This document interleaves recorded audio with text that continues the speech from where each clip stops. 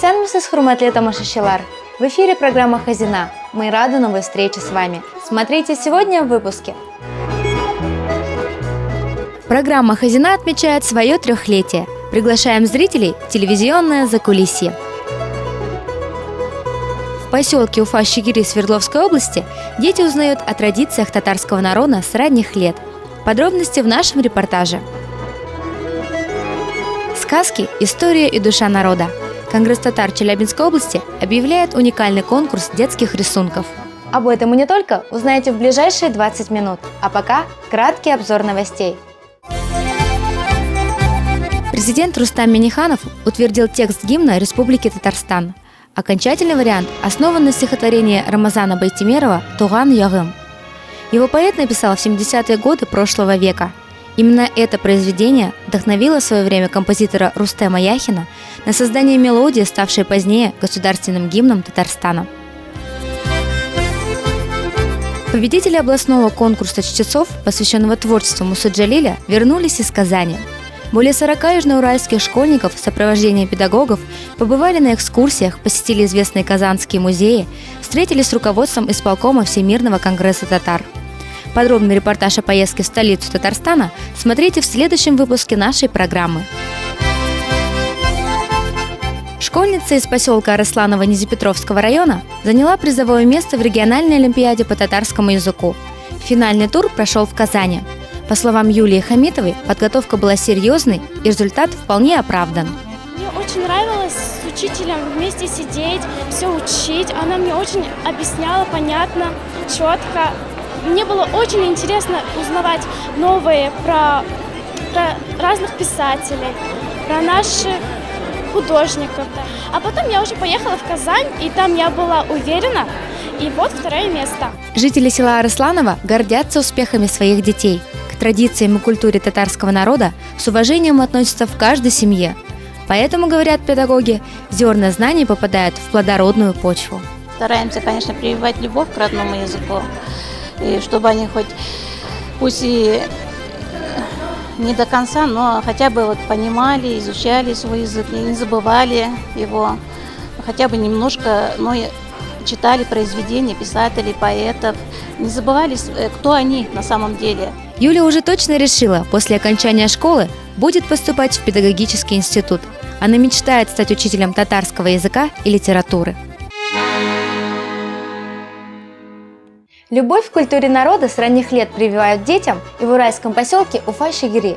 Это один из многих населенных пунктов Свердловской области, где большая часть населения – татары. Приглашаем в гости к нашим соседям всех зрителей программы «Хазина». 3 года назад детский сад в Уфа-Щегири переехал из собственного помещения в здание общеобразовательной школы. Изменился статус. Теперь это учреждение дополнительного образования. Но устав и программа максимально приближены к дошкольному образованию.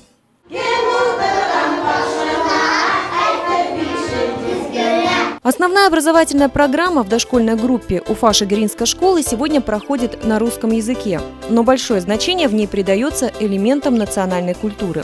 Детям рассказывают о народных традициях, проводят национальные праздники, учат рисовать, петь и танцевать. Мы, как педагоги, должны детей приобщать к этому, не забывать свой родной язык, так как, познавая только вот свое, хоть и язык, хоть и традиции наши, человек познает и уважает традиции других народов. Сегодня в деревне Уфа-Щегири много мусульманских семей, в которых общаются на родном языке. Но есть и родители, которые разговаривают с детьми только на русском. Да, это большая проблема, потому что приходится ребенка учить и по-татарски, и по-русски, потому что они находятся между небом и землей, как говорится. Поэтому они занимаются еще дополнительно с логопедом. Наши дети не должны забывать свои корни. Под таким девизом работают сегодня педагоги в Уфа-Щегири. Поэтому, наряду с классическим образованием, стремятся дать своим воспитанникам знания о культуре и истории своих предков.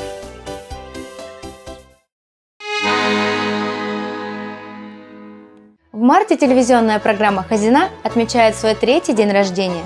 Возраст хоть и небольшой, но уже можно подводить итоги. О самых интересных героях, интригующих темах и незабываемых путешествиях вы узнаете из нашего репортажа.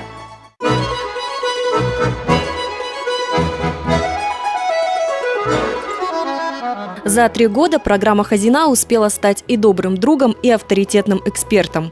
Каждую пятницу встречи с ней ждут во всех уголках Челябинской области. Героями наших программ становились и жители деревень, и президенты. Во время Всероссийского сельского сабантуя слова благодарности в адрес организаторов произнес Рустам Минниханов. Мне сложно оценивают люди, но мы видим, что здесь нет ни одного человека, который недоволен. Все улыбаются, все рады. Культура и традиции татарского народа подарили немало увлекательных тем для репортажей. Вместе с представителями Конгресса татар наши журналисты побывали во многих городах и селах Южного Урала. Но самым незабываемым путешествием стала поездка в Казань. Любой татарин, где бы он ни был, он все равно какой-то своей родиной, он считает Казань, потому что Казань – это тот город, где основное население – это татары.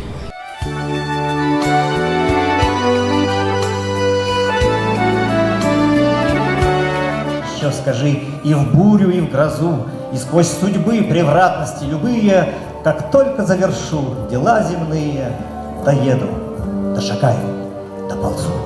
В том, что наша земля богата талантами, смогли убедиться все зрители программы. Учителя, художники, поэты, артисты, народные умельцы. О многих из них область узнала благодаря Хазине. Менә бу курчакның исеме Гүзәлем. Мин аны ярты ел тектем. Яратам мин аны. Үзегез күрәсез. Менә бисер белән парча. Казанга барам ди. Гүзәлем. Онда барып күренәсем килә дип әйтә.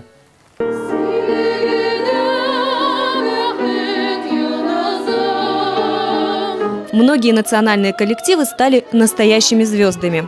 Наша программа пристально следит за их судьбой. Совсем недавно стало известно, что араслановские бабушки получили приглашение на фестиваль в Италию. Уверены, что европейская публика от них тоже будет в восторге.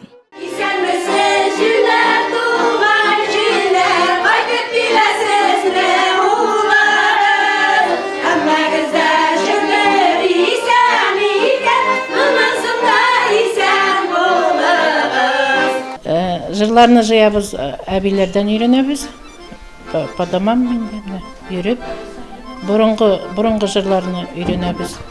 Бәйтләрне, мөнәҗәтләрне, авыл көйләрен, авылда элек әбиләр жырлаган бигрәк матур сүзләрен дә эзләп табабыз. Өйләренә барып өйрәндем.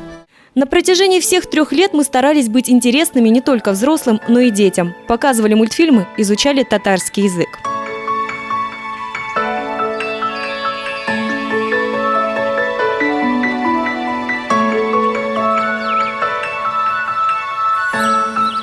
А как по-татарски назвать вот это красивое здание, конюшня? От обзоры. Это я слышал в деревне. А ехать на лошади отка отланып бару. Молодцы!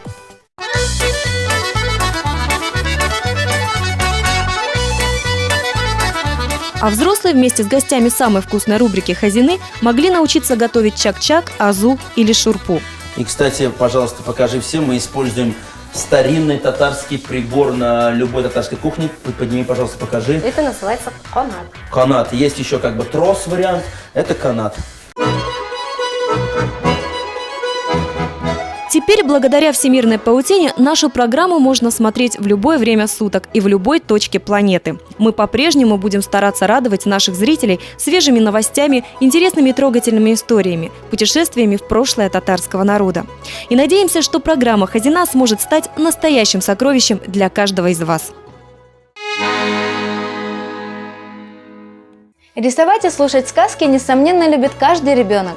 С другой стороны, сказки – это неиссякаемый источник народной мудрости. Конгресс татар Челябинской области решил объединить приятное с полезным и объявил новый конкурс «Дети рисуют сказки народов России». Все подробности в нашем следующем материале.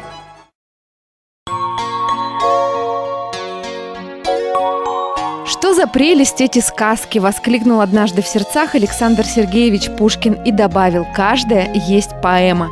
Сочинять удивительные истории люди начали с незапамятных времен, едва научились говорить. В них добро всегда побеждает зло, глупец неожиданно становится мудрецом, а лягушка или ящерица превращается в красавицу-принцессу. Свои уникальные сказки есть у каждого народа. Они учат нас быть щедрыми, проявлять смекалку и помогать тем, кто в нашей помощи нуждается. Но сказки – это еще и настоящая сокровищница народных традиций. Что ели, какую одежду носили, в каких домах жили наши предки – все это мы можем узнать из сказок. И мы бы хотели, чтобы наши детишки познакомились со всеми сказками этих народов – армянскими, азербайджанскими, грузинскими, татарскими, башкирскими, польскими. Это помогает сплотить детей, помогает понять культуру соседних народов. Это помогает дружить. И такой конкурс, я думаю, еще и поможет понять, что заложено внутри сказки. В конкурсе «Дети рисуют сказки народов России» могут принять участие все, кому уже исполнилось 5, но нет еще 15. Со всеми условиями конкурса и текстами сказок можно познакомиться на сайте congress-tatar74.ru. Главное, что потребуется – лист бумаги форматом А5, карандаши или краски и, конечно, немного фантазии и трудолюбия.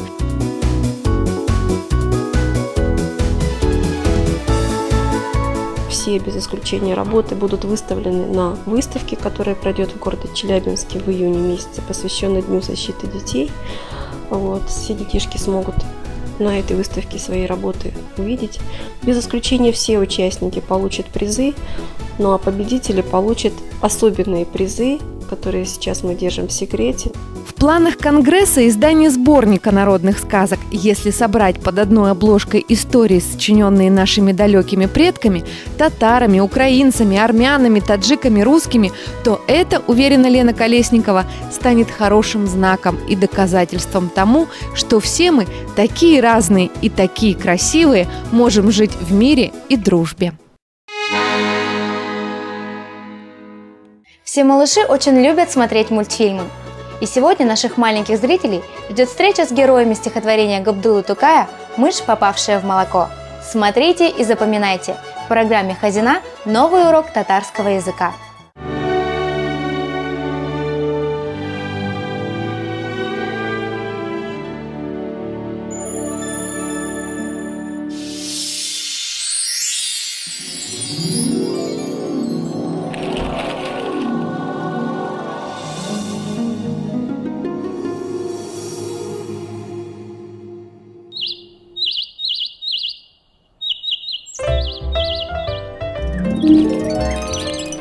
Отец. Эти.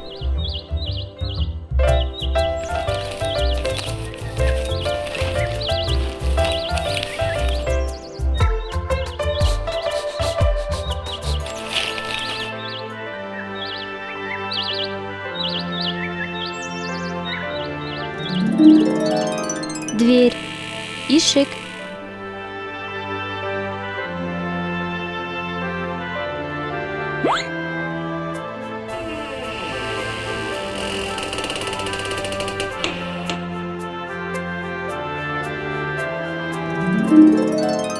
Мышь.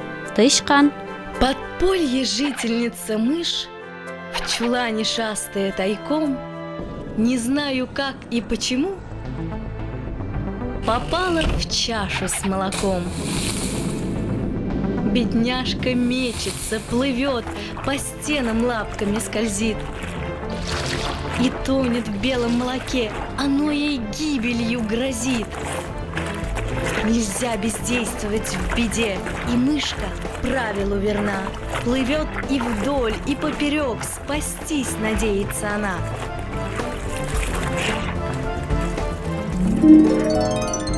Молоко. Süt. Не пропадают зря труды. Вот легче, вот совсем легко. Так долго плавала она, что в масло сбилось молоко. Масло. Мой.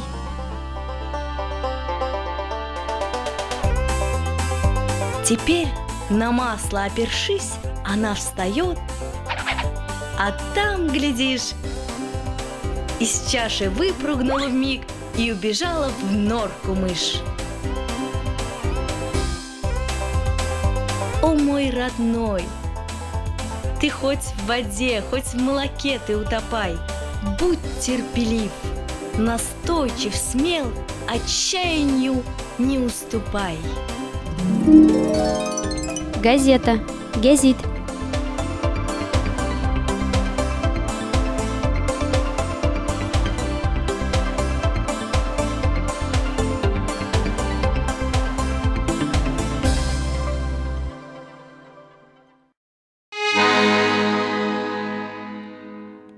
И в заключение выпуска о тех событиях, которые ждут нас в ближайшее время. 1 апреля завершается прием заявок на конкурс «Озон Толом», организованный Конгрессом татар Челябинской области. Из огромного количества заявок жюри предстоит выбрать только 5 обладательниц самых длинных и роскошных волос. С ними наша строгая конкурсная комиссия встретится лично. 3 победительниц получат призы, предоставленные производителям натуральной косметики, компанией Nonikea, фармацевтической компанией Zeldis, создателем уникальной серии средств по уходу за волосами «Лошадиная сила», и торгово-косметической компанией «Народные промыслы», производителем косметики под маркой «Золотой шелк». Искренне благодарим партнеров конкурса за поддержку. 13 апреля в Екатеринбурге участников и гостей встречает Урал-Сандугаши. Это престижный межрегиональный конкурс, который проводят 1 раз в 2 года. В нем принимают участие исполнители из разных регионов России, в том числе из Челябинской области. За свою почти 10-летнюю историю этот конкурс стал путевкой в жизнь для многих талантливых вокалистов. И это все, о чем мы успели вам сегодня рассказать. Увидимся на канале ОТВ. Сау булыгыз!